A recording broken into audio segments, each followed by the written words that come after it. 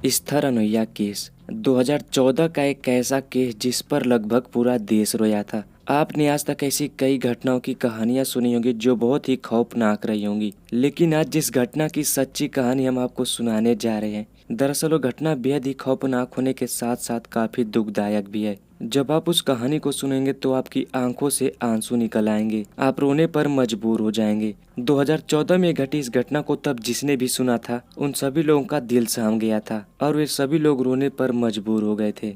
आखिरकार ये घटना क्या थी और कहां पर घटी थी और इस खौफनाक घटना में ऐसा क्या कुछ हुआ था, चलिए सब कुछ जानते हैं सिलसिलेवार तरीके से इस पूरी वीडियो में। आंध्र प्रदेश के मछलीपट्टनम में एक 23 साल की लड़की रहती थी जिसका नाम था स्थर अनोया। अनोया एक बेहद होशियार और सुशील लड़की थी। अपने माता पिता से अनोया बहुत ही ज्यादा प्यार करती थी। वह अपने घर की जिम्मेदारी को अच्छी तरह से समझती थी। उसका सपना था कि वह बहुत ही आगे बढ़े, इसलिए अपने कैरियर को लेकर वह बहुत ही सीरियस रहती थी। वह सिर्फ अपने काम से काम रखती थी। अपना सपना पूरा करने के लिए अनोया पढ़ाई में बहुत ही मेहनत करती है और उसकी इस मेहनत की वजह से एक दिन उसको नौकरी भी लग जाती है। दरअसल अनोया अपने मेहनत के दम पर सॉफ्टवेयर इंजीनियर बन गई थी। उसकी नौकरी टीसीएस के आईटी विभाग में लगती है। टीसीएस जो मुंबई के उपनगर गोरेगांव में स्थित है और यह मुंबई के सबसे होनहार आईटी हब में से एक है। अनोया को इसी जगह सहायक सिस्टम इंजीनियर के तौर पर नौकरी लगी थी। अब अनोया बहुत ही खुश थी और उसका पूरा परिवार भी बहुत खुश था। आखिर वे खुश भी क्यों ना रहे, क्योंकि उसकी नौकरी जो लगी थी। दोस्तों, उसने नौकरी लगने के बाद भी पढ़ाई करना नहीं छोड़ा, क्योंकि उसको अभी भी बहुत कुछ हासिल करना था। अब नौकरी लगने की वजह से अनोया को रोजाना टीसीएस ऑफिस जाना पड़ता था, लेकिन टीसीएस ऑफिस मुंबई शहर के गोरेगांव में पड़ता था, जो कि आंध्र प्रदेश के मछलीपट्टनम से बहुत दूर था। तो इसलिए अनोया मुंबई में ही रहती थी। इस दौरान वह छुट्टी मिलने पर अपने माता पिता से मिलने घर भी आया करती थी और इसी तरह एक दिन वह अपने घर आई थी। उसके घर आने पर उसके माता पिता बहुत ही खुश थे, लेकिन जब छुट्टी पूरी हो जाती है तो अनैया 5 जनवरी 2014 को वापस अपने काम पर जाने के लिए निकल पड़ती है। उसे दूर जाता देख उसके माता पिता बहुत ही भावुक हो जाते हैं और अपनी बेटी से सिमट कर रोने लगते हैं। अपने माता पिता को रोता देख उसकी भी आंखें नम हो गई और वह भी रोने लगी, लेकिन क्या करे, वह मजबूर थी, क्योंकि उसके घर की जिम्मेदारी भी उसी के सर पे थी। इसलिए वह अपने घर से मुंबई के लिए निकल जाती है। विशाखापट्टनम रेलवे स्टेशन तक छोड़ने के लिए उसके माता पिता भी उसके साथ जाते हैं।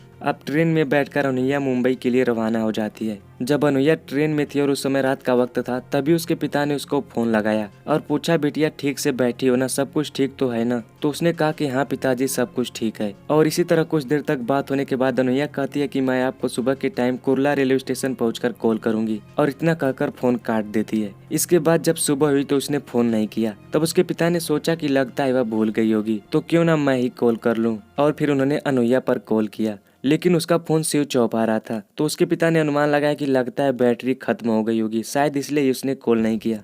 और फिर इसके बाद कुछ घंटे बीतने पर दोबारा इन्होंने कॉल किया, मगर फिर भी उसका फोन स्विच ऑफ आ रहा था। अब दोबारा फोन स्विच ऑफ आने पर उसके माता पिता को थोड़ी घबराहट होती है। अनैया की एक फ्रेंड थी जो उसके साथ ही ऑफिस पर जाया करती थी। उसका नंबर अनैया के पिता को मालूम था, तो उन्होंने उस पर कॉल किया और बोला कि मेरी बेटी ऑफिस पहुंची है क्या? तो उसके फ्रेंड ने बोला, अरे हाँ अंकल, वो तो आ जाने वाली थी ना, लेकिन अंकल मैं तो अभी ऑफिस जा रही हूँ, अभी रास्ते में हूँ। अगर वह ऑफिस पहुंची होगी तो मैं आपको फोन करके बता दूंगी। और जब उसकी फ्रेंड ऑफिस पहुंचती है तो देखती है कि वह तो अभी आई ही नहीं। तब उसने अनैया के पिता को फोन करके बताया कि वह तो अभी ऑफिस नहीं पहुंची है। इतना सुनते ही उसके माता पिता थोड़ा और घबरा जाते हैं। मुंबई में जहां पर अनैया रहती थी वहीं पर बगल में अनैया के पिता के एक दोस्त रहते थे, और उन्हीं को उसके पिता फोन करके कहते हैं कि जरा देखना मेरी बेटी वहां पर पहुंची है कि नहीं। तो उन्होंने बोला ठीक है, मैं अभी जाकर पता लगाता हूँ। जब उनके दोस्त ने जाकर देखा तो अनैया वहां पर भी नहीं थी। इस बात की जानकारी लगते ही उसके माता पिता यह कहकर रोने लगते हैं कि आखिर कहाँ गई हमारी बेटी। इसके बाद भी जब अनैया का कोई पता नहीं चलता है तो उसके पिता के दोस्त पुलिस स्टेशन जाकर कंप्लेन करते हैं, और फिर जब पुलिस से सारी बात बताते हैं तो पुलिस उनसे कहती है कि यह हमारे अंडर नहीं आता है, आप जाकर रेलवे पुलिस को रिपोर्ट दर्ज कराइए। इसके बाद उनके दोस्त कुर्ला रेलवे पुलिस स्टेशन जाकर उनसे सारी बात बताते हैं। रेलवे पुलिस उनसे कहती है कि अनैया विशाखापट्टनम रेलवे स्टेशन से निकलती तो है, मगर वह यहाँ तक नहीं पहुँची है, इसलिए आप वहीं की पुलिस को रिपोर्ट दर्ज कराइए, क्योंकि ये हमारे अंडर नहीं आता है।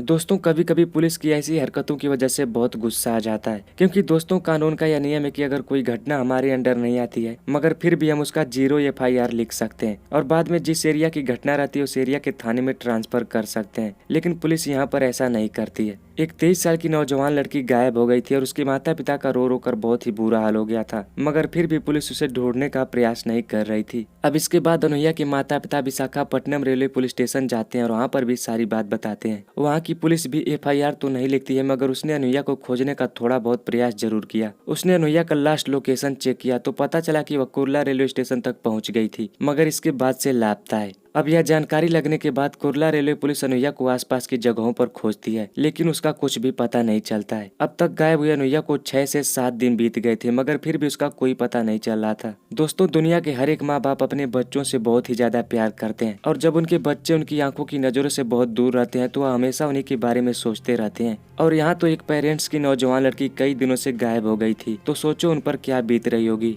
इसके बाद यह केस मुंबई क्राइम ब्रांच को सौंप दिया जाता है। मुंबई क्राइम ब्रांच की टीम इस केस की पड़ताल करने के लिए जी जान लगा देती है। दोस्तों, दरअसल जो लोकेशन विशाखापट्टनम पुलिस ने बताई थी वो लास्ट लोकेशन नहीं था। अनुया का लास्ट लोकेशन तो कुर्ला स्टेशन से कुछ और दूरी पर था, और अब पुलिस उस जगह पर अनुया की खोजबीन शुरू करती है तो पता चलता है कि अनुया को वहाँ पर भी किसी ने नहीं देखा था। दोस्तों, अब सभी लोग बेहद हैरान हो गए थे कि आखिर अनुया गई तो गई कहाँ, क्योंकि किसी भी जगह उसका कोई पता नहीं चल रहा था। तभी इसी दौरान 16 जनवरी 2014 को पुलिस को एक सूचना मिलती है कि भांडुप में ईस्टर्न एक्सप्रेस हाईवे के पास एक लड़की की आंशिक रूप से जली हुई लाश मिली है। सूचना मिलने के तुरंत बाद पुलिस वहां पर पहुंच जाती है। पुलिस के साथ अनुया के पिता भी थे। लाश को देखते ही अनुया के पिता जोर जोर से रोने लगते हैं, क्योंकि दोस्तों वह लाश अनुया की थी। और जब अनुया की माँ उसकी मौत की खबर सुनती है वो तो तुरंत ही बेहोश हो जाती है। लाश का पोस्टमार्टम होने के बाद यह जानकारी हाथ लगी कि अनुया के साथ बलात्कार करने की कोशिश की गई है, और फिर इसके बाद उसके आधे शरीर पर पेट्रोल छिड़क कर उसे जला दिया गया है। अब जिस किसी ने भी इस काम को अंजाम दिया था, पुलिस उस अपराधी को पकड़ने के लिए दिन रात एक कर देती है। पुलिस रेलवे स्टेशन पर लगे 36 CCTV कैमरों के फुटेज को खंगालती है और करीब 2500 लोगों से पूछताछ भी करती है। CCTV कैमरे में अनुया के साथ एक अनजान व्यक्ति रेलवे स्टेशन पर नजर आ रहा था।